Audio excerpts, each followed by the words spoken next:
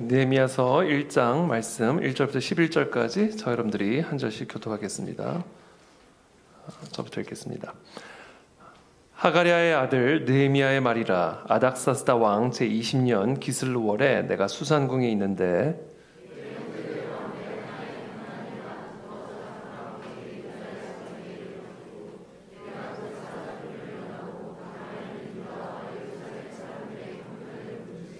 그들이 내게 이르되 사로잡힘을 면하고 남아있는 자들이 그 지방 거기에서 큰 환난을 당하고 능욕을 받으며 예루살렘 성은 허물어지고 성문들은 불탔다 하는지라.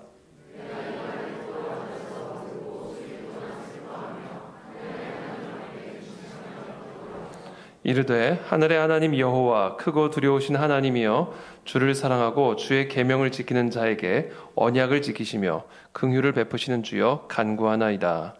이제 종이 주의 종들인 이스라엘 자손을 위하여 주야로 기도하오며 우리 이스라엘 자손이 주께 범죄한 자들을 자복하오니 주는 귀를 기울이시며 눈을 여시사 종의 기도를 들으시옵소서.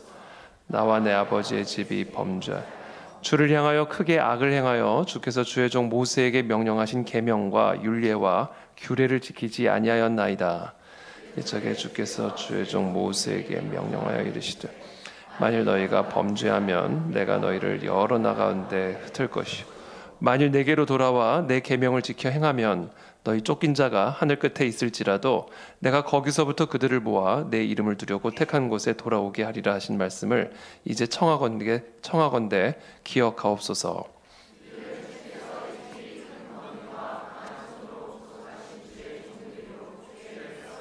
함께 읽습니다. 주여 구하오니 귀를 기울이사 종의 기도와 주의 이름을 경외하기를 기뻐하는 종들의 기도를 들으시고 오늘 종이 형통하여 이 사람 앞에서 은혜를 입게 하옵소서 하였나니 그때 내가 왕의 술관원이 되었느니라. 아멘. 네, 오늘부터 저희가 이제 에스더 금식 기도회 이제 첫째 날 시작을 합니다. 저는 이번 우리 5일간의 우리 에스더 금식 기도회를 또 기도로 준비하면서 정말 부흥을 경험하는 그런 기도회가 되기를 기도하고 있습니다. 부흥을 여러분 믿으시기를 축복합니다. 부흥이 있습니다. 정말 비범한 하나님의 능력의 역사하시는 것을 체험하는 그런 부흥이 있습니다. 그래서 저는 우리가 함께 이번 5일간 우리가 함께 금식하면서 그와 같은 하나님의 부흥을 우리 예배 가운데 체험하게 되기를 바라고 또 오늘 이번 5일간의 부흥을 체험함으로써 앞으로 이 부흥의 불이 계속해서 활활 퍼져나가게 되기를 이 시간 기도합니다. 우리가 그것을 기대하는 마음으로 함께 이 5일간의 에스더 금식 기도회를 우리가 함께 시작하게 되기를 바랍니다. 오늘 주제는 느헤미야의 금식과 기도입니다.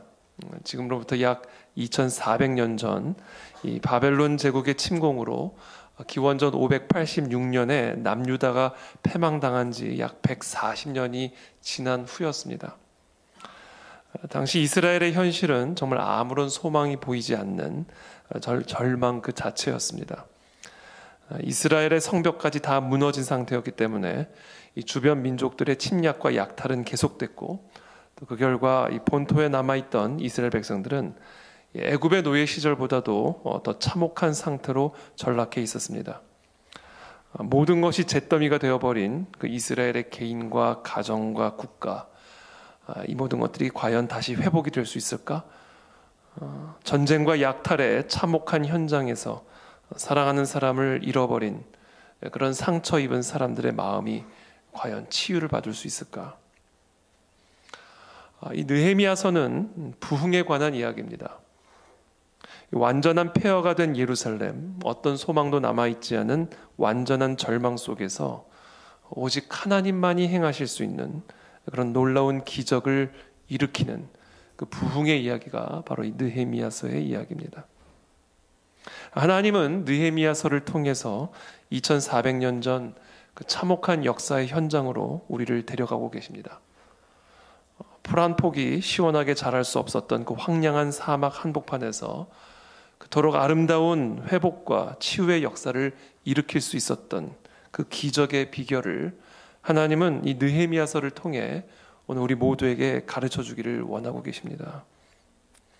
그 하나님의 가르침을 우리가 그대로 본받아서 오늘날 이 시대 우리의 교회 가운데, 이 민족 가운데 그와 같은 놀라운 부흥의 역사를 목도하는 그런 저와 여러분들이 되시기를 예수님의 이름으로 축복합니다. 이 느헤미야서의 말씀을 우리가 조금 더 들여다보기 전에 먼저 간략하게 이 느헤미야서의 역사적인 배경을 잠깐 설명을 드리도록 하겠습니다. 제가 준비한 PPT 자료를 잠깐 보여주시면 감사하겠습니다. 먼저 이 1차 포로가 이루어지죠. 기원전 605년에 정말 이 고대 사회에 정말 분수령을 가른 그 갈그미스 전투, 기원전 605년에 벌어진 이 갈그미스 전투에서 바벨론의 느부갓네살이 애굽을 이깁니다. 그래서 애굽 땅을 정복을 하게 됩니다. 그리고 나서 이 애굽 땅을 정복한 바벨론의 느부갓네살이 이제 남유다를 침략합니다. 그때 바벨론으로 끌려간 포로들 가운데 다니엘과 세 친구들이 있었습니다. 바로 이것이 갈그미스 전투로 인해서 벌어진 첫 번째 1차 포로입니다.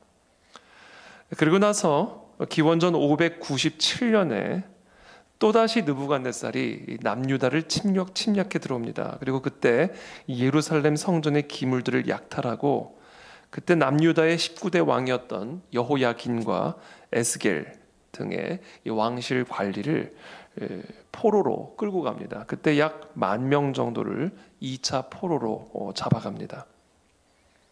그리고 나서 다시 기원전 586년에 3차 침략이 이루어지게 되는데 그때 느부갓네살은 예루살렘의 성전을 불태우고 그리고 성벽을 모두 다 허물어 버린 다음에 이 남유다의 마지막 왕인 시드기야 왕의 눈을 뽑아가지고 다른 832명의 포로들과 함께 바벨론으로 끌고 갑니다.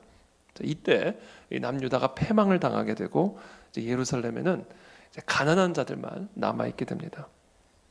그래서 이 3차 침략을 통해서 결국 남유다가 바벨론에 의해 패망을 당하게 되죠. 그것이 기원전 586년입니다. 그렇게 한 50년이 지난 후에 기원전 539년에 이제는 페르시아라고 하는 제국이 일어나게 됐고 그 페르시아 제국이 바벨론을 패망시킵니다. 바로 그때 느헤미야는 그 페르시아 제국에서 태어나서 성장한 히브리인의 2세로 태어난 유대인이었습니다. 이렇게 페르시아 제국이 바벨론 제국을 점령하고 그 페르시아 제국에 남아있던 유대인의 후손으로 태어난 사람이 바로 느헤미야였다라는 것이죠. 자, 그런데 이 페르시아 제국이 이 바벨론을 패망시키자마자 등극한 페르시아의 왕인 고레스 왕이 놀랍게도 기원전 538년에 바벨론을 패망시키자마자 모든 그 유대인 포로들을 다 본국으로 소환하 귀환시키라라는 고레스 칙령을 내리게 됩니다. 그래서 당시 이 이스라엘 포로로 잡혀왔던 모든 유대인들이 1차, 2차, 3차를 통해서 본토로 귀환하게 되는 그런 일들이 일어나게 되는 것이죠. 그래서 기원전 536년에 1차 귀환이 이루어집니다. 그때 1차 귀환의 지도자가 바로 스룹바벨이라는 사람이었습니다. 이 스룹바벨과 함께 5만 명의 히브리인들이 포로들이 본토로 귀환을 하게 됩니다. 그리고 기원전 520년부터 이 스룹바벨이 주축이 되어서 무너진 예루살렘의 성전을 재건하기 시작하고 그래서 기원전 516년에 이 예루살렘 성전이 완공이 됩니다. 그래서 그 성전을 스룹바벨 성전이라고도 부르고요. 그것이 이제 제2 성전이 되는 겁니다. 솔로몬의 성전이 다 파괴가 되고 그리고 이 스룹바벨을 통해서 새롭게 세워진 예루살렘 성전, 그래서 그것을 이제 스룹바벨 성전이라고도 부르는 것이죠.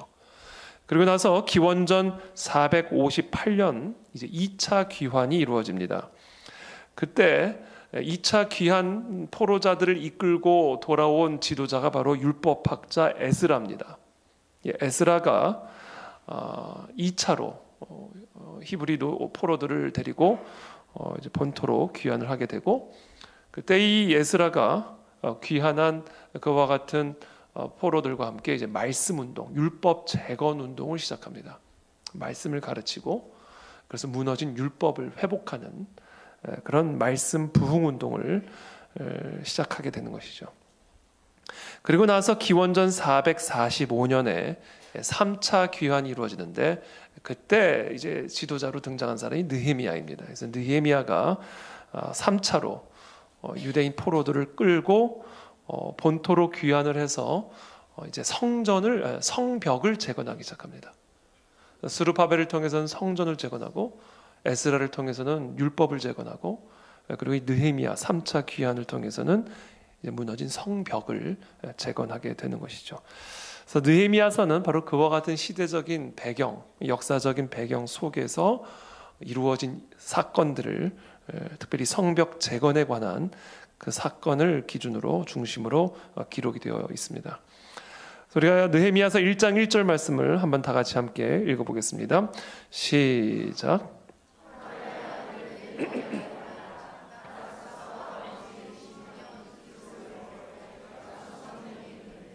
그렇죠? 히브리인의 포로 하가랴의 아들이었던 느헤미야가 아닥사스다 왕이 왕위에 오른 지 20년 만에 기슬루월이라는 것이 오늘날로 따지면 태양력으로 따지면 11월에서 12월에 해당하는 달입니다. 그때 수산궁에 있었습니다. 아니, 어떻게 히브리 포로 출신의 이 느헤미야, 이 히브리 포로가 수산 시장에 있지 아니하고 어떻게 수산궁에 있을 수가 있었을까? 그 이유가 무엇이었을까? 11절에 이렇게 기록을 하고 있습니다. 또 다 같이 함께 읽어보겠습니다. 시작.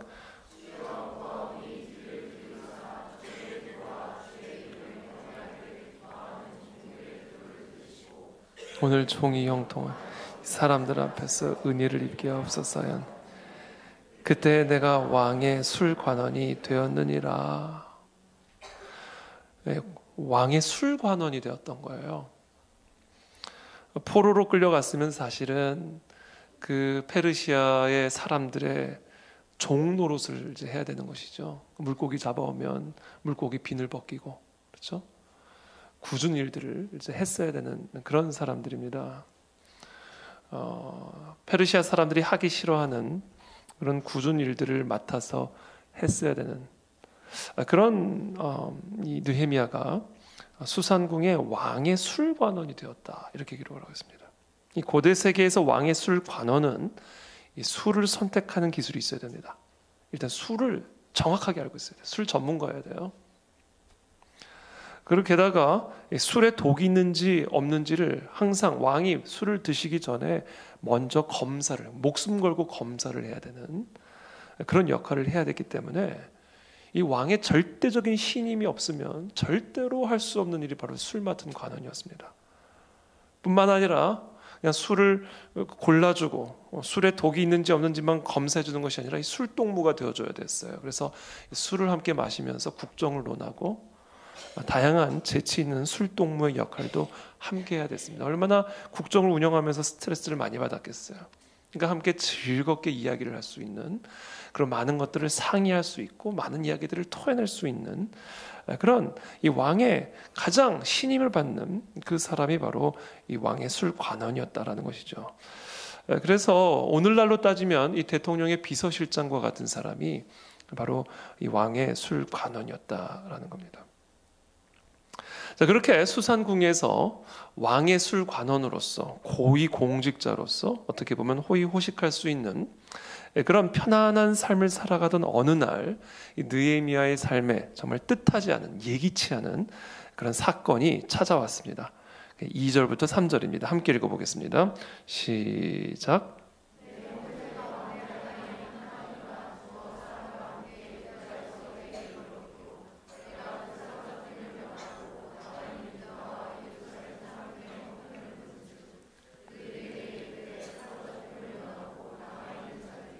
그 지방 거기에서 큰 환난은 능력을 받으며 예루살렘 성은 허물어지고 성문들은 불탔다 하는지라. 아주 뜻밖의 형제들 가운데 이게 정말 친형제들인지 아니면 동족을 의미하는 형제들인지 뭐 정확하진 않습니다. 어쨌든 간에 이 하난이라고 하는 형제 중에 한 사람이 두어 사람과 함께 유다에 갔다가 다시 느헤미야에게 온 거예요. 수산궁에 있는 느헤미야를 찾아온 겁니다. 그때 느헤미야가 지금 유다와 예루살렘 사람들의 형편을 물었습니다. 어떻냐? 그러자 그들이 무엇이라고 말해주냐면 큰 환난을 당하고 능욕을 받으며 예루살렘 성은 허물어졌고 성문들은 불탔다. 그렇게 예루살렘의 상황을 느헤미야에게 그대로 잘 보고를 해줍니다. 이 남유다가 바벨론에 의해서 패망당한 지는 이미 140년 전 일이었기 때문에 이 140년 전 일을 오늘 처음 들었을 리는 없습니다. 그러니까 아마도 이 하나니를 통해서 아마 최근에 예루살렘에 일어났던 아주 비극적인 참극에 대한 보고를 이 느헤미야에게 해준 것으로 추정이 됩니다. 예루살렘은 이 남유다에 의해서 패망을 당한 이후에 끊임없이 이 외세의 침략에 시달리고 있었습니다. 핵심적인 이유가 무엇이었냐면 성벽이 무너진 상태였기 때문에 그렇습니다. 이 고대 세계에서 성벽은 외부의 적으로부터 나라를 보호해주는 보호막인 동시에 이 정치적인 자주권을 보여주는 자주국가의 상징물과 같은 것이었습니다. 따라서 이 무너진 성벽의 재건은 이 외부의 침략으로부터 이스라엘 백성들을 보호하기 위해서뿐 아니라 이스라엘이 포로에서 해방된 자주국가임을 만천하에 알리기 위해서라도 매우 시급한 일이었습니다. 특별히 구약의 이스라엘은 정치적인 국가였을 뿐만 아니라 하나님의 선택을 받은 하나님의 국가였습니다. 그러니까 하나님이 왕인 국가였죠. 그게 구약의 이스라엘이었어요. 그렇다면 도대체 어떻게 하나님의 국가가 패망을 당해서 성벽이 다 파괴가 되어서 끊임없이 외세의 침략을 받을 수 있단 말인가? 어떻게 하나님의 국가가 하나님의 성전이 이방 군대에 무참히 짓밟히고 파괴될 수 있단 말인가? 도대체 어떻게 그런 일이 일어날 수 있었단 말인가? 이게 단순히 성벽이 없었기 때문일까? 이게 단순히 이스라엘의 국방력이 약했기 때문일까? 도대체 하나님의 국가가 이렇게 패망을 당하고 성전이 파괴가 되고 성벽이 파괴돼서 끊임없이 외세의 침략과 수모를 당해야만 했던 그 본질적인 이유가 무엇이었을까? 성벽이 없었기 때문이 아니다라는 거예요. 하나님이 이스라엘을 떠났기 때문이다라는 겁니다. 그러니까 지금 느헤미야가 하나니를 통해서 들은 예루살렘의 형편과 상황이 이 느헤미야에게 시사하고 있었던 바는 무엇이냐? 하나님이 이스라엘을 완전히 떠나셨구나. 이제 더 이상 이스라엘은 하나님의 국가가 아니구나. 하나님의 백성들이 아니구나. 이제 우리에게 하나님이 더 이상 함께 하시지 않는구나. 이거를 들은 거예요.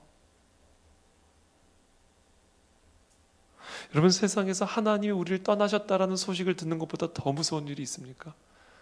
이제 하나님이 더 이상 나와 함께 하시지 않는 걸 느낄 때 그 공포가 어떨까요? 하나님이 더 이상 우리의 교회와 함께 하지 않을 때, 이 민족과 함께 하시지 않을 때, 그렇게 하나님의 총애를 받았고 하나님의 능력을 누렸고 하나님의 공급하심과 하나님의 축복을 누렸던 그 맛을 알고 있는 내가 더 이상 그 맛을 느낄 수 없을 때,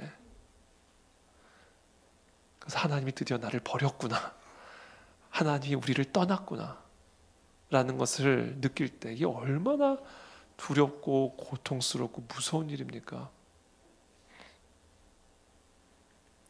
이 느헤미야가 이 하나니의 소식을 통해서 그것을 느낀 거예요.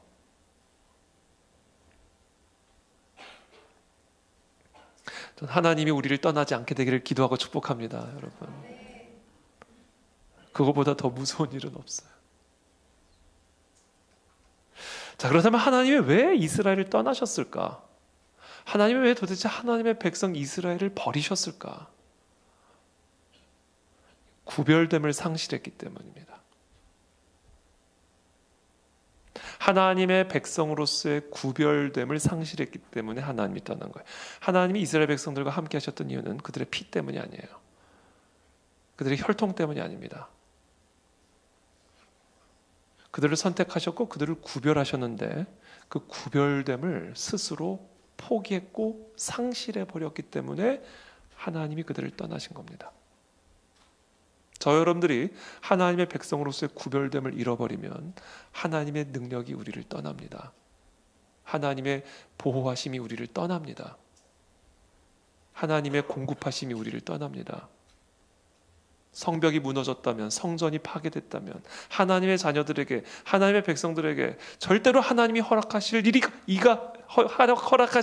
일이 없는 그런 일이 벌어졌을 때 우리는 즉각적으로 알아야 돼요. 혹시 나의 구별됨을 잃어버린 것은 아닐까? 혹시 우리의 구별됨이 사라진 것은 아닐까? 혹시 그것을 가르쳐주는 사인은 아닐까? 그것을 우리가 점검해야 된다라는 것이죠.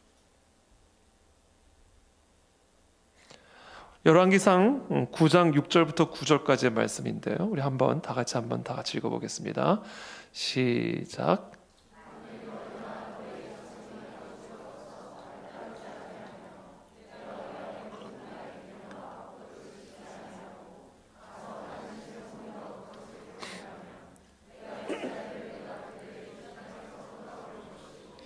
내 이름을 위하여 내가 거룩하게 구별한 이 성전이라도 내 앞에서 던져버리리니 이스라엘은 모든 민족 가운데에서 속담거리와 이야기거리가 될 것이며 이 성전이 높을지라도 지나가는 자마다 놀라며 비웃어 이르되 여호와께서 무슨 까닭으로 이 땅과 이 성전에 이같이 행하셨는고 하면 대답하기를 그들이 그들의 조상들을 애굽 땅에서 인도하여 내신 그들의 하나님 여호와를 버리고 다른 신을 따라가서 그를 경배하여 섬김으로 여호와께서 이 모든 재앙을 그들에게 내리심이라 하리라 하셨더라. 이거예요. 정확하게 이겁니다. 느헤미야가 정확하게 이거를 깨달은 거예요. 이스라엘의 형편, 절대로 하나님의 자녀들에게 일어날 수 없는 그런 수치와 수모와 파괴와 파멸, 하나님이 함께 하신다면 절대로 일어날 수 없는 그와 같은 일들이 하나님의 백성들에게 일어났다라는 소식을 듣고는 하나님이 떠나셨구나. 이제는. 그렇다면 왜 떠나셨을까? 하나님의 백성으로서의 구별됨을 잃어버렸기 때문에 거룩하게 구별된 성전도 하나님이 다 던져버리신 것이고, 그래서 이 이스라엘이 모든 민족들 가운데 속담거리가 되고 이야기거리가 되고, 사람들이 저 회파된 예루살렘과 저 성전과 성벽을 바라보면서 비웃어 말하면서 여호와께서 도대체 왜 저렇게 행하셨을까? 비웃을 때 대답하라는 거예요. 그들의 조상들을 애굽 땅에서 인도해내신 그들의 하나님 여호와를 버리고 다른 신을 따라가서 그를 경배하여 섬김으로 여호와께서 이 모든 재앙을 그들에게 내리심이라. 그게 이유다.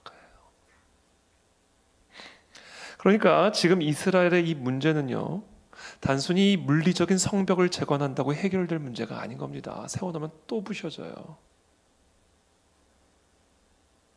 구별됨을 회복하는 것이 근본적인 해결책인 겁니다. 하나님의 백성으로서의 구별됨을 회복하는 것, 이게 지금 이스라엘이 안고 있는 이 문제의 근본적인 해결책인 거예요. 그러므로 이 느헤미야의 성벽 재건 운동의 본질은요, 건축이 아니에요. 하나님의 백성으로서의 구별됨을 회복하는 회개가 이 느헤미야 성벽 재건 운동의 본질이고 핵심인 겁니다. 제가 지난주 금요일에 우리 교회에 지금 안고 있는 여러 기도 제목들에 대해서 나눴죠. 재정이 문제의 본질이 아닙니다. 회개가 문제의 본질이에요. 저와 여러분들의 개인적인 삶에 있는 여러 종류의 문제들, 위기들, 재앙들, 그거는 건강의 문제도 아니에요. 재정의 문제도 아니에요. 사업의 문제가 문제의 본질이 아닙니다. 구별됨을 상실한 것이 문제의 본질이고, 그렇기 때문에 그 구별됨을 회복하는 회개가 근본적인 해결책인 겁니다. 우리가 회개할 때 우리의 필요들이 공급되어질 줄을 믿습니다. 우리가 회개할 때 모든 것이 무너진 회파된 땅에서 놀라운 하나님의 재건들이 이루어질 줄을 믿습니다. 회개하면 되는 거예요. 왜? 회개하지 않았기 때문에 재앙이 임했던 거거든요. 이스라엘 백성들에게. 모든 것은 하나님의 손에 달린 겁니다. 그래서 하나님의 백성으로서의 구별됨만 회복하면 모든 게 다 돌아올 거예요. 하나님 그걸 지금 우리에게 말씀하고 계시는 겁니다. 자, 우리 그 안에 즐겨 우리 저를 비롯해서 저부터 시작해서 우리 그 안에 즐겨 우리 모든 성도들 한 사람 한 사람이 진심으로 하나님 앞에 회개하며 우리의 구별됨을 회복해 나갈 때 하나님은 우리 그 안에 즐교회 가운데 충만하게 강림해 주실 것이고 우리가 안고 있는 이런저런 종류의 다양한 문제들을 깨끗하게 소멸시켜 주실 줄을 저는 믿습니다. 그때 우리 개인의 삶에 있는 모든 문제들도 깨끗하게 소멸될 줄을 믿습니다. 그게 부흥이에요. 그게 부흥입니다. 회개. 이 부흥이라는 것은요, 영어로 뭐죠? 리바이벌이죠. 리바이벌이 뭐죠? 생명이 다시 들어오는 거예요. 그러니까 다시 살아나는 게 리바이벌입니다. 죽었던 게 다시 살아나는 게 리바이벌이에요. 생명이 떠난 곳에 생명이 다시 들어오는 거, 이게 부흥이에요. 지금 예루살렘의 상태는요, 생명이 떠난 상태인 거예요. 떠난 생명을 성벽 재건한다고 생명이 돌아옵니까? 자, 생명이 떠났던 곳에 생명이 다시 들어가는 거, 이게 부흥이고요. 그래서 부흥은 곧 부활이에요. 부흥과 부활은 동의어입니다.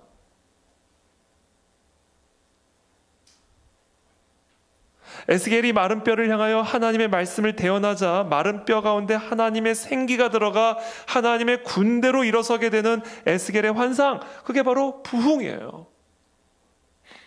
무덤 안에 들어가 있던 죽은 나사로가 예수 그리스도의 음성을 듣고 다시 살아나서 무덤 밖으로 걸어 나오는 역사, 그게 바로 부흥입니다. 그런 일들이 일어나는 게 부흥이에요. 물이 포도주가 되고 안전뱅이가 일어나고 문둥병자가 치유를 받고 혈루의 근원이 마르는 이 모든 기적의 치유의 역사, 이 모든 것들이 바로 하나님께서 우리 모두에게 약속하고 계시는 부흥의 역사요, 우리가 날마다 갈망하고 또 갈망해야 할 간절한 기도인 것입니다. 부흥이 임하면 다 되는 거예요. 그러니까 우리는 금식하면서 우리는 무엇 한 가지만을 이번 5일간 기도해야 되는가? 그리고 그 이후에도 우리가 모일 때마다, 새벽마다, 금요일마다, 주일마다, 부흥회 때마다, 개인적인 기도의 시간의 때마다 우리가 평생 날마다 부르짖어야 기도의 간절한 제목이 있다는 게 뭐냐? 부흥이 임하게 하여 주옵소서. 부흥을 경험하게 하여 주시옵소서. 이게 우리의 단 하나의 기도의 제목이 돼야 돼요. 그리고 그것만 기도하면 되는 겁니다. 하나님이 들어오시면 다 되는 거예요.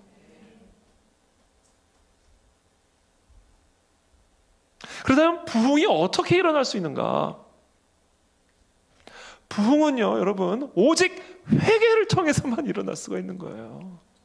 생명이 떠난 이유를 생각해 보세요. 하나님의 능력이 왜 우리를 떠났는지를 생각해 보십시오. 하나님의 임재를 우리가 왜 더 이상 느낄 수 없는지를 한번 생각해 보세요. 어떻게 떠나신 그 하나님의 임재가 다시 우리의 삶에 돌아올 수 있을까? 어떻게 우리를 떠난 그 하나님의 은혜가 다시 우리의 삶에 돌아올 수 있을까? 어떻게 그 하나님의 따뜻한 위로가, 하나님의 풍요로운 공급이 어떻게 다시 우리의 삶에 돌아올 수 있을까? 왜 떠나는지를 생각하면 돼요. 왜 떠났을까요? 구별됨을 잃었기 때문이에요. 그렇기 때문에 부흥은 오직 회개를 통해서 일어날 수가 있는 겁니다.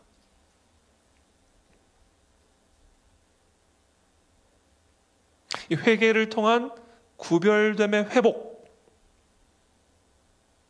그것을 통해서 우리 가운데 부흥이 일어날 수가 있는 것입니다. 그래서 부흥운동은요, 반드시 이 구별됨을 회복하기 위한 회개 기도 운동으로부터 시작이 됩니다. 부흥의 역사를 다 보세요. 성경에 나타난 부흥사를 다 보십시오. 예외가 없습니다. 부흥은요, 회개를 통해서 일어나는 거예요. 구별됨을 회복할 때 그 성전이 그냥 벽돌 무더기가 아니라 하나님의 집이 되는 겁니다.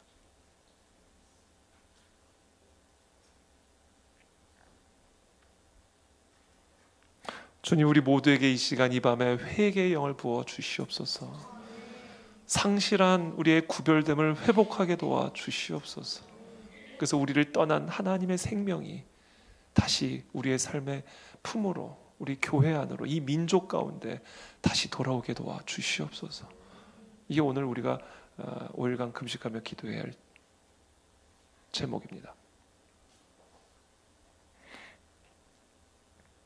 지금 이 예루살렘의 형편을 들으면서 성벽이 회파가 되고 외세 침략을 받아 성문이 다 불타고 있다라고 하는 이 예루살렘의 소식을 들으면서 하나님이 우리를 떠났구나 라는 사실을 깨닫게 된 거예요. 그래서 이 말을 듣고 4절에 앉아서 울고 수일 동안 슬퍼하며 하늘의 하나님 앞에 금식하며 기도하여. 회개가 들어간 거예요. 하나님이 떠난 하나님의 백성들, 너무나 두렵고 너무나 슬프고 너무나 고통스러운 거예요. 생각해 보세요. 하나님이 대한민국을 떠났다. 생각해 보세요. 얼마나 두려운 일입니까? 네? 이제 그 느헤미야가 지금 느끼는 고통은요, 이건 그냥 단순한 어떡하냐 이 정도가 아니야. 미쳐버릴 것 같은 고통, 정말 미쳐버릴 것 같은 두려움입니다. 이게 금식하는 사람의 자세가 돼야 돼.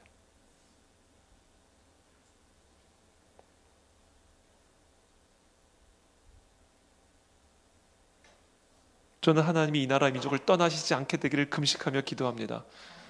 우리 모두가 그렇게 금식하며 기도하기를 바랍니다. 지금 작금의 우리 현실, 대한민국 정치의 현실을 보면 진짜 하나님이 이제 우리를 버리셨나? 국민들의 이런 어떤 판단력, 분별력들을 보면 이젠 진짜 우리나라에는 소망이 없는 것일까? 이제 과연 과거의 대한민국의 부흥의 시대, 교회의 시대, 그런 축복의 시대는 정말 이제는 끝난 것인가? 마음에 두려움이 들어와요. 이번에 축구가 올림픽에 못 간다면서요. 저는 이게 그냥 왜 이렇게 범상치 않게 보이는지 모르겠어요.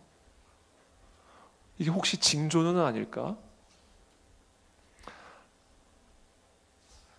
올림픽에 이번에 구기 종목에 들어가는 게 뭐 한 개밖에 없다고 그러는 것 같던데, 제가 듣기로는. 이게 도대체 무슨 일이지?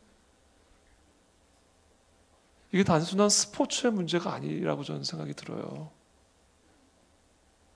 더 잘 먹고 있고 더 건강하고 있고 체력은 훨씬 더 좋은 우리 청년 세대들이 어떻게 올림픽에 못 갈 수가 있지?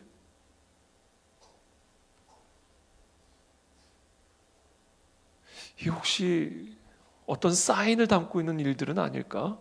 제가 요새 뉴스를 보면서 마치 느헤미야가 하나니를 통해서 예루살렘의 상황을 듣고는 하나님이 이제 떠났구나 라는 하나님의 사인을 본 것처럼 지금 우리나라의 정치, 경제, 문화, 스포츠, 교회, 사회 곳곳에서 일어나고 있는 일들을 보면요, 이게 진짜 하나님이 우리를 떠나고 계신 것은 아닐까? 라고 하는 아주 심각한 영적인 감지가 돼요.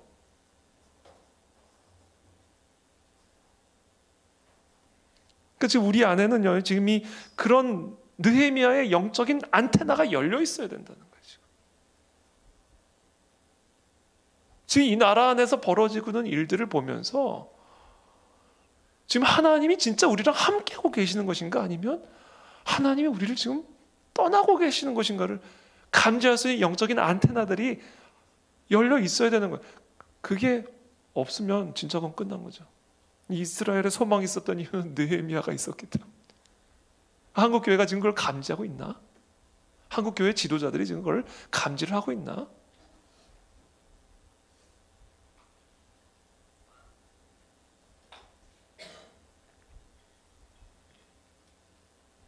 두려운 마음이 드는 거죠. 느헤미야 안에 있었던 두려움이고 고통이었던 거예요. 저는 그런 두려움과 고통이 우리 모두에게 있게 되기를 축복합니다. 그러면 소망이 있는 거예요. 그러면 소망이 있는 겁니다. 왜? 회개할 것이기 때문에.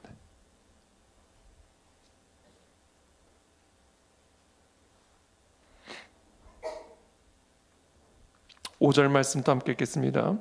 시작.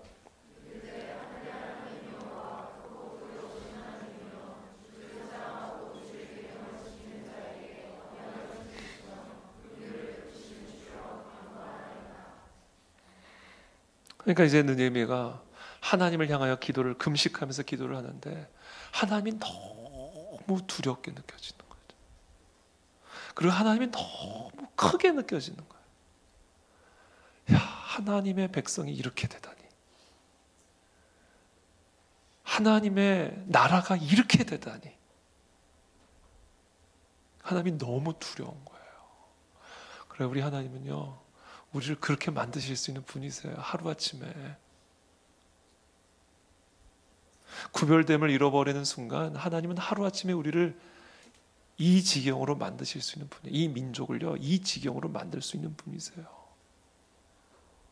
경제학자들이, 정치학자들이 우리나라가 베네수엘라가 될 거다, 이대로 가면 아르헨티나가 될 거다,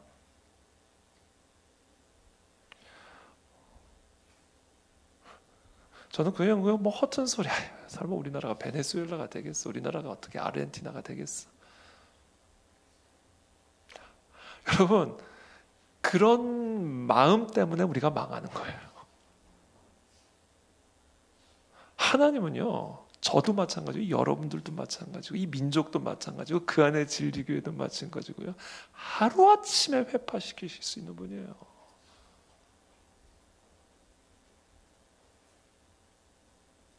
여러분들이 아무리 파수꾼의 경성함으로 수고하며 성을 쌓았다 할지라도 하루아침에 그냥 모래성으로 쳐버리실 수 있는 분이 하나님이십니다.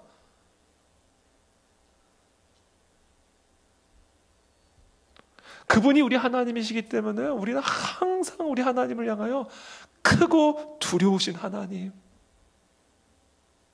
그렇게 우리는 고백해야 돼요.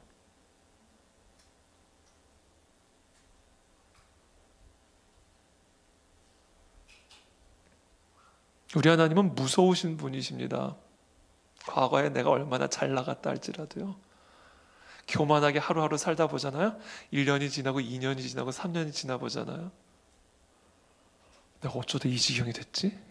그 지경에 이른다니까요. 하나님은 무서운 분이세요. 하나님은 우리가 만홀히 여기실 수 있는 분이 아니에요. 두려운 분이에요. 그 두려움이 우리 안에 있는가? 우리는 그 두려움을 가지고 오늘 금식해야 돼요. 하나님은 두려운 분이세요. 하나님 마음대로 하실 수 있는 분이다.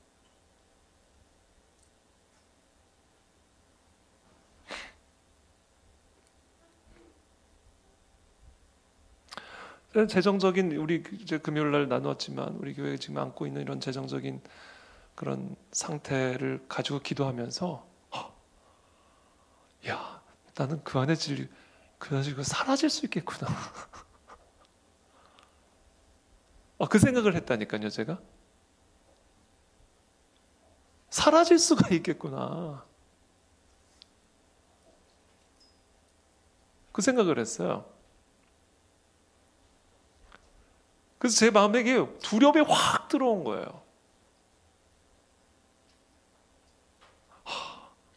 이스라엘 백성들이 그랬을 거라고요. 아니, 성전이 파괴될 것을 상상했겠냐고요. 이스라엘 백성들이 그냥 다 뿔뿔이 흩어져 가지고 포로로 살아갈 것을 상상이나 했겠냐고요. 그게 가능하구나. 우리가 구별됨을 잃어버리면 한국 교회가 저 지금 영국 교회 같이 될 수가 있는 거구나. 우리 한국 교회가 구별됨을 잃어버리면 지금 저 프랑스에 남아있는 화석화된 교회 같이 될 수가 있는 거구나. 에베소에 가보세요. 교회가 남아있나.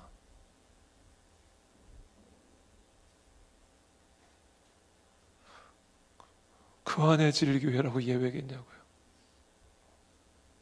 그러니까 지금 제가 지난주 금요일 날 한 얘기는 지금 우리가 이렇게 재정적으로 어렵습니다를 말씀드리려고, 물론 그걸 또 알리기 위한 것도 있지만 본질적으로는 그게 문제가 아니라는 걸 제가 계속 말씀을 드리는 거예요. 우리 각자가 정말로 두려운 마음을 가지고 회개해야 된다. 이 나라와 민족을 위해서 우리가 진짜 회개해야 된다. 그렇지 않으면 이 크고 두려우신 하나님께서 우리에게 어떤 일들을 행하실지를 모른다.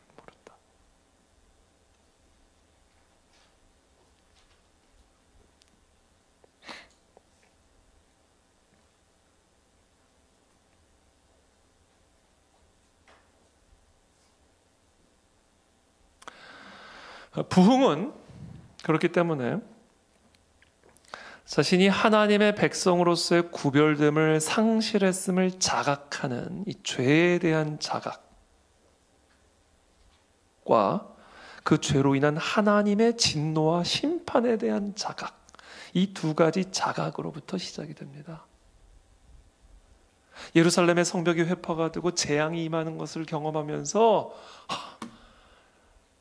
내가 하나님의 백성으로서의 구별됨을 잃어버렸구나. 그리고 그것에 대한 하나님의 심판으로 이와 같은 재앙이 우리에게 임한 것이구나. 그래서 느헤미야는 기도합니다. 6절부터 우리 10절까지 함께 읽겠습니다. 시작.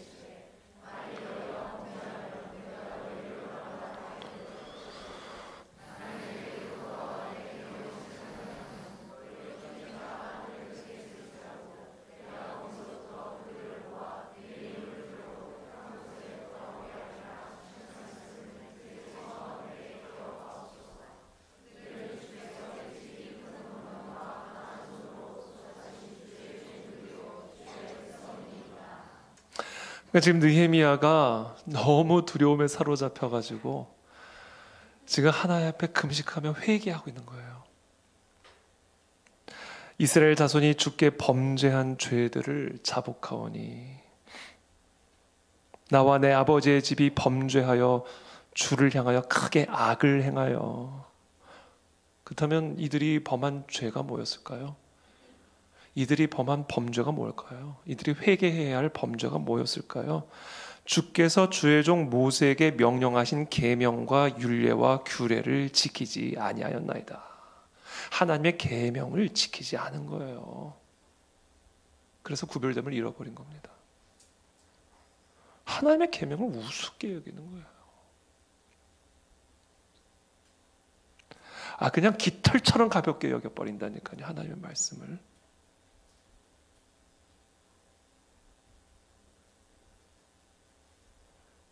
그래서 구별됨을 잃어버린 거예요, 우리가.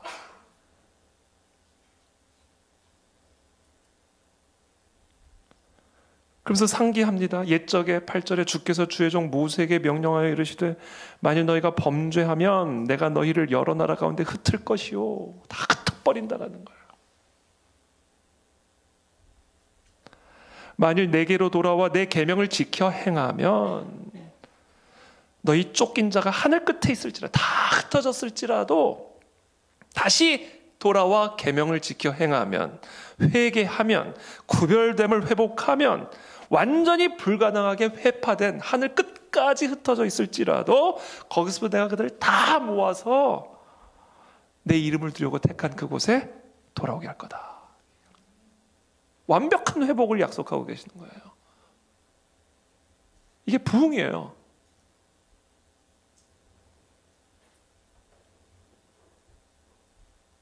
그러니까 지금 느헤미야가 회개하고 있는 범죄, 우리가 회개해야 할 범죄가 뭐냐면요, 모세에게 명령하신 계명과 율례를 지키지 않은 범죄, 이거를 우리 모두가 오늘 이 밤에 두렵고 떨림으로 회개해야 합니다. 이게 오늘 우리가 5일간 금식하는 이유예요. 자, 모세에게 명령하신 계명과 율례가 뭐죠? 10계명입니다. 이 10계명은요, 사실은 1계명이에요. 출애굽기 20장 3절 말씀 다 함께 읽어보겠습니다. 시작. 네. 10계명은요, 사실은 다 이 1계명으로부터 흘러나오는 이 1계명의 열매들이에요. 그래서 1계명을 지키면 나머지 2계명부터 10계명은 자연스럽게 다 지켜 행하게 되는 것이고요. 이 1계명을 지키지 못하면 2계명부터 10계명까지 다 위배하게 되는 거예요. 그러니까 10계명은요, 여러분 10가지 계명이지만 이거 하나만 생각하면 돼요. 1계명만 생각하시면 돼요. 성경에서 말하는 모든 죄는요, 이 1계명에 대한 죄예요. 성경에서 말하는 모든 규례와 율법과 계명들은요, 바로 이 1계명이에요. 그러니까 우리의 마음과 생각을요, 뭐에 집중을 해야 되냐면요, 우리 부모님 공경하지 못한 것도 회개하고, 물론 거짓말한 것도 회개하고, 도둑질한 것도 다 회개하는데,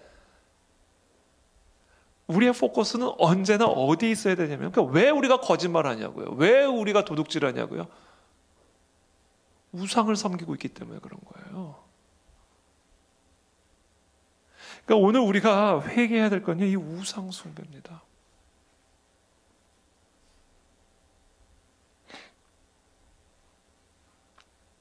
성경에서 말하는 죄는 우상 숭배의 죄예요. 다른 거 아니에요. 우상 숭배의 죄입니다.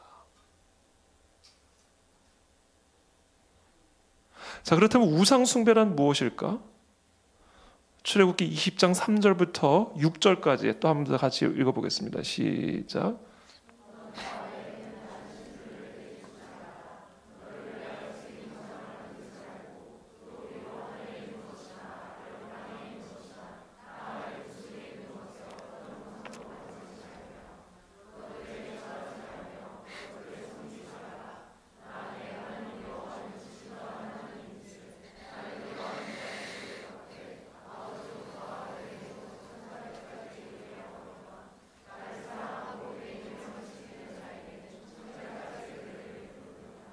지금 이 출애굽기 20장 3절부터 6절까지 지금 1계명, 2계명을 설명하고 계시는 부분인데요. 이 1계명과 2계명, 이게 사실은 10계명의 전부예요. 이 1계명과 2계명을 여러분들이 깊이 묵상을 하고, 오늘 이 밤에 우리가 회개할 것은 바로 이 1계명, 2계명의 범죄입니다. 이것 때문에 우리에게 재앙이 임한 거예요.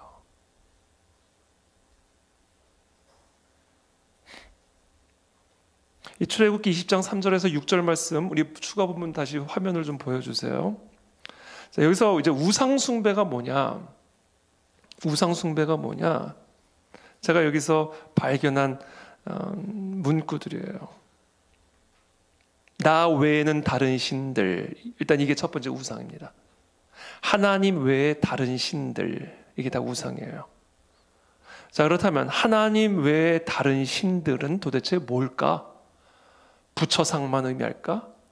알라를 의미할까? 아니면 우상 딴지들만을 의미할까?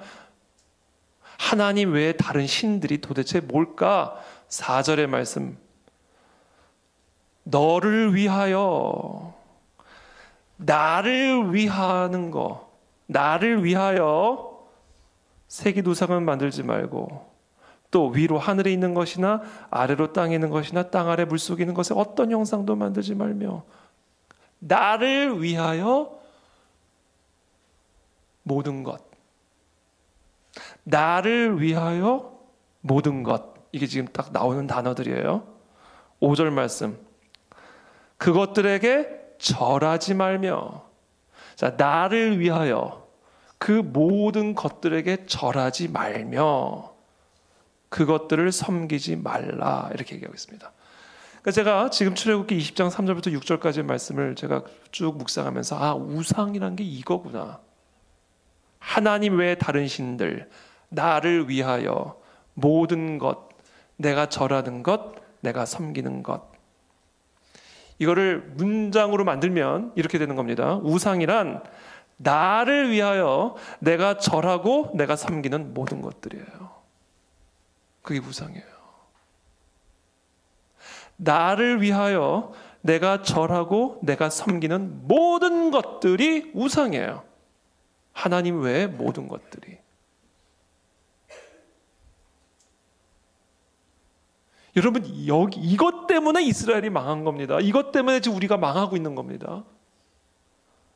다시 말씀드립니다. 나를 위하여 내가 절하고 있고 내가 섬기고 있는 하나님 외의 모든 것들이 다 우상이에요. 내가 절하고 섬긴다는 게 뭐예요? 한마디로 얘기하면 의지하는 거예요.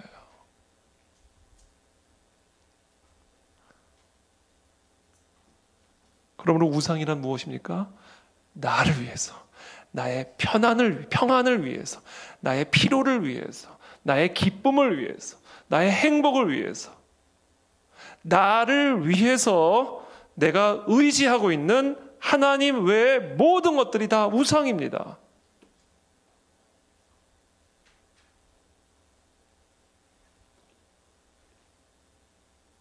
지금 저와 여러분들은 여러분을 위해서 무엇을 의지하고 있습니까? 나는 지금 나를 위하여 무엇을 의지하고 있는가? 나의 안전을 위해서 나는 하나님만을 의지하고 있는가? 아니면 하나님 외에 다른 어떤 것들을 의지하고 있는가? 나의 필요를 공급받기 위해서 나는 오직 하나님만을 의지하고 있는가? 아니면 그것이 무엇이든 하나님 외에 다른 어떤 것들을 내가 의지하고 있는가? 나는 나의 기쁨을 위해서, 나의 행복을 위해서, 나의 만족을 위해서, 나의 내일을 위해서, 나의 앞길을 위해서 내가 지금 전적으로 유일하게 의존하고 있는 것이 무엇인가? 만약에 그것이 오직 하나님 한 분만이 아니라면 그건 다 우상들이에요. 그것 자체로는 선한 것일 수 있어요. 그것 자체로는 유익한 것일 수 있어요. 그러나 우리가 그것을 하나님과 같이 또는 하나님을 대신하여 나를 위하여 의존하고 있다면 그것이 그것 자체로 아무리 선하고 유익한 것이라 할지라도 그것은 우상이에요.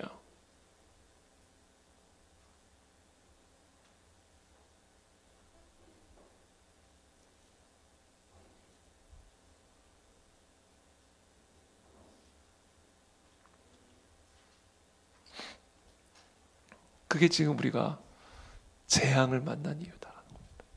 그게 이유예요, 여러분. 그거가 유일한 이유예요. 이스라엘에게 어떻게 재앙이 임할 수가 있을까? 어떻게 나에게 이런 어려움이 있을 수 있을까? 어떻게 우리 교회 가운데, 이 민족 가운데 어떻게 이런 어려움들이 있을 수 있을까? 이게 우리에게 말하고 있는 사인이 뭘까?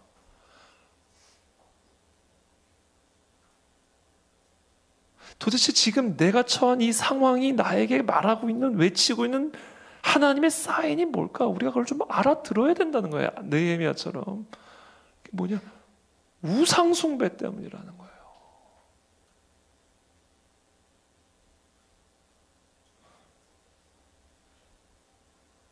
출애굽기 32장 1절에서 4절에 보면 이 우상 숭배가 어떤 것인지를 조금 더 선명하게 우리에게 보여주는 한 사례가 있습니다. 1절부터 4절까지 또 함께 읽어보겠습니다. 시작.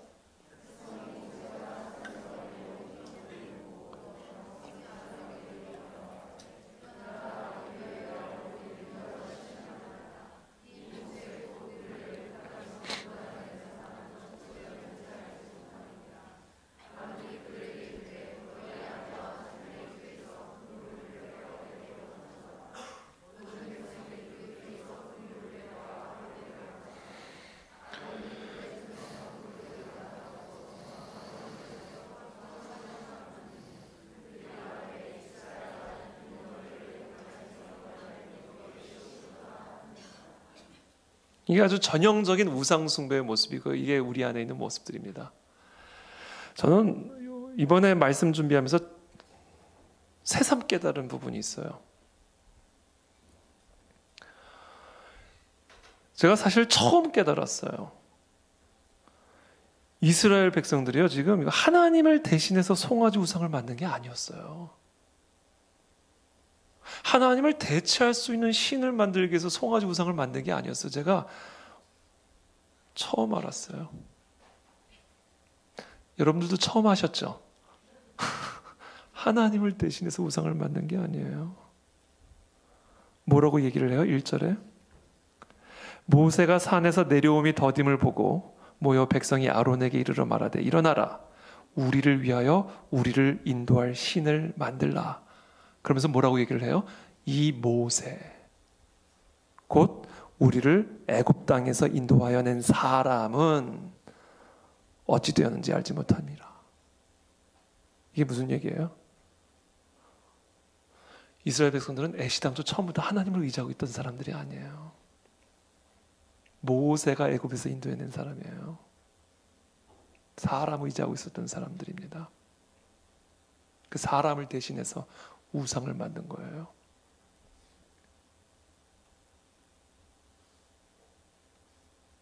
모세를 대신해서 만든 거예요. 이 금송아지가.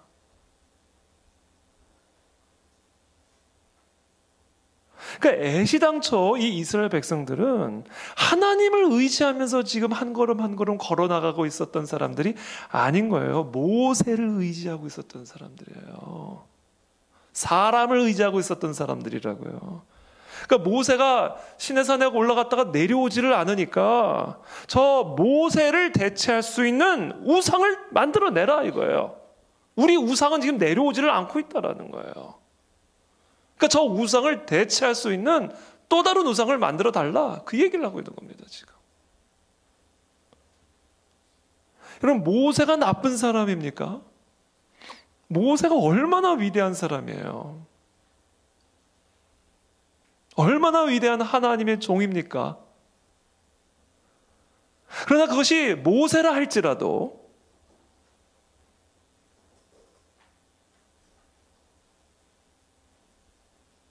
나를 위하여 모세를 의지하고 있다면 그 모세는 우상이고 우리는 우상 숭배자가 되는 거예요. 이처럼 우상 숭배는요 교묘해요. 아주 이처럼 은밀합니다. 우상은 그래서 표면적으로 드러나지 않아요. 장롱에 무슨 우상 딴지 있어요. 우상 숭배가 아니에요. 우상은 이처럼 우리의 마음 깊은 곳에 감추어져 있는 거예요. 이게 무서운 겁니다. 그러니까 지금 우리 안에 지금 이런저런 어려움들이 왔다. 이건 우상 숭배 때문인 거거든요.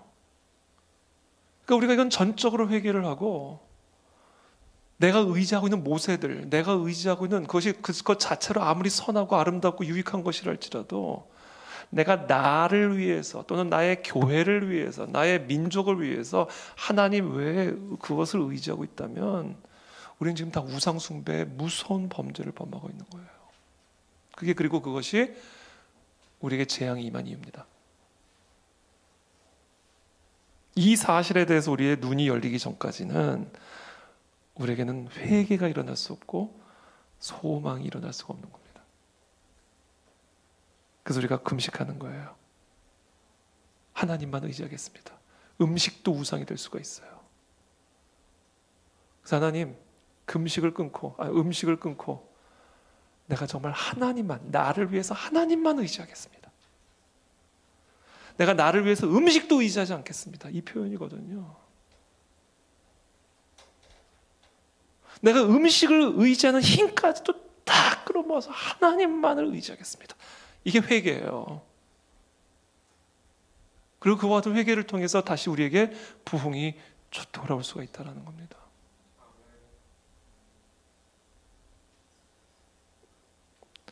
그래서 내가 나를 위하여 의지하고 있는 하나님 외의 모든 것들, 그게 바로 우상 숭배고요. 내가 나를 위하여 하나님만 의지하기로 결단한 것을 예배라고 부르는 거예요. 내가 나를 위하여 하나님 외에 의지하고 있었던 모든 것을 이제부터 의지하기를 거부하는 거, 이게 예배입니다. 그리고 그것이 바로 회개예요. 그래서 회개와 예배는 같은 거예요. 진정한 예배는 진정한 회개예요. 진정한 회개는 진정한 예배입니다. 그래서 저는 이번 5일간의 금식 기도의 가운데 우리 끊임없이 예배할 수 있게 되기를 바랍니다. 우리가 어떤 지금 어려움 가운데 있든, 어떤 위기 가운데 있든, 어떤 부족함 가운데 있든 우리가 할 일은 뭐예요? 예배. 모든 건 하나님에게 달려 있습니다. 하나님만을 예배합니다. 정말 젖먹던 힘까지 다 끌어모아서 나는 하나님만을 예배하겠습니다. 그것이 바로 부흥이다.